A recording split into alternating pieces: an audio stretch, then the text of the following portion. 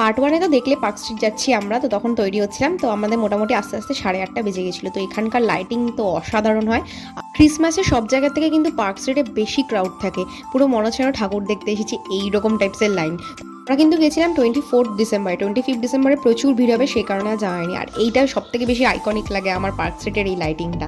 তারপর আস্তে আস্তে হেঁটে হেঁটে অনেকটা দূর চলে গেছিলাম, 3-4 কিলোমিটার মানে হেঁটেই নিয়েছে। ভেবেছিলাম পার্ক স্ট্রিট থেকে অ্যালান পার্কের ওই পার্কটাতে যাওয়া যাবে, তো সেখানে দেখলাম বন্ধ ছিল, সেই জন্য আর যাওয়া হয়নি। তারপর আমরা রাতে ডিনারটা করতে চলে গেছিলাম হচ্ছে অ্যাবসোলিউট বারবিকিউতে।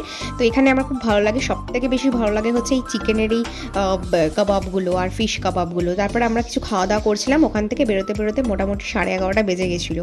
তো তারপরে কি করব, সেখান থেকে আমরা ওলা বুক করে আমরা ডিরেক্ট হাওড়াতে চলে এসেছি। তো ওখানে আমরা কি খাওয়া দাওয়া করেছি কি না করেছি সব কিছু তোমাদের সাথে শেয়ার করব নেক্সট ভিডিওতে। যদি ভিডিওটা ভালো লাগে অবশ্যই একটা লাইক করে দিও, আর চ্যানেলটা সাবস্ক্রাইব করতে কিন্তু ভুলো না।